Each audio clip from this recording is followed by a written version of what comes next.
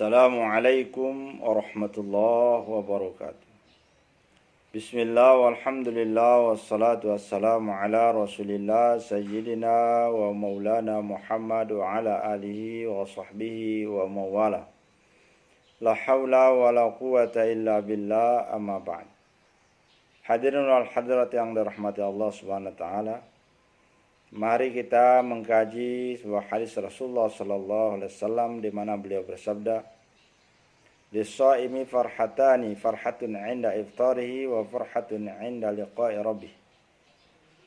Bahwa bagi orang yang berpuasa itu ada dua kesenangan, ada dua kegembiraan, dua kebahagiaan. Yang pertama 'inda iftarihi, kebahagiaan ketika dia berbuka puasa. Yang kedua adalah 'inda liqa'i rabbih, kebahagiaan ketika dia menghadap kehadirat Allah di akhirat kelak.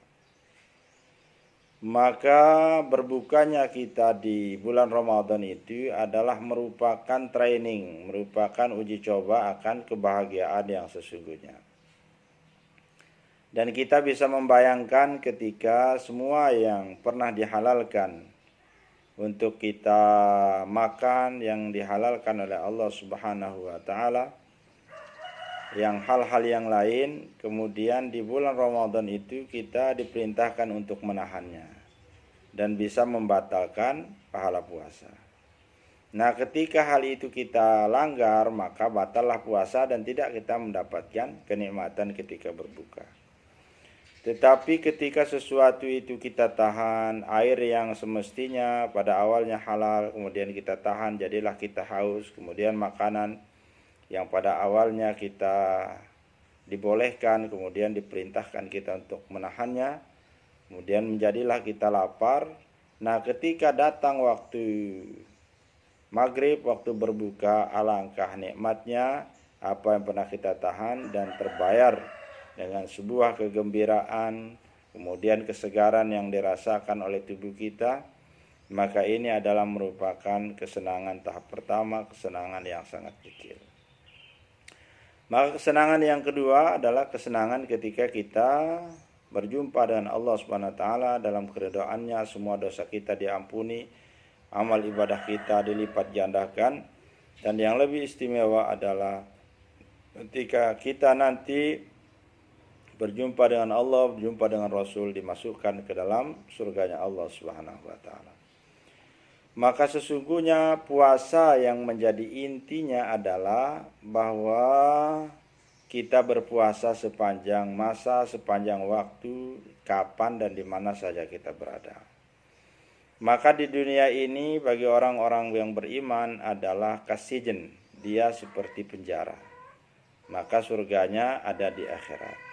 Tetapi bagi orang-orang kafir, dunia ini merupakan jannahnya, surganya.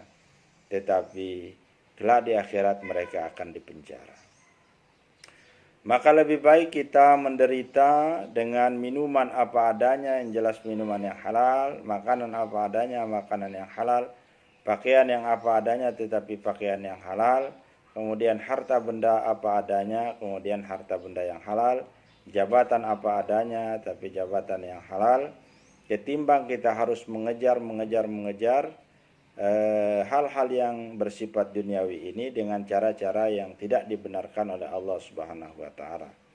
Kita kejar dengan cara merampok, dengan cara kita berjudi, dengan cara kita menjadi bandar narkoba, dengan cara kita menjadi mucikari, atau dengan cara kita mengambil hak milik orang lain yang secara halus tidak kelihatan oleh orang, tetapi itu akan menjadi bencana kelak di kemudian hari. Kalau kita menderita di dunia ini, paling penderitaan kita itu sepanjang 80 tahun atau sampai 100 tahun. Kemudian kalau kita sengsara di akhirat itu satu hari ka'alfisana fid dunia, seperti 1000 tahun dalam kehidupan dunia.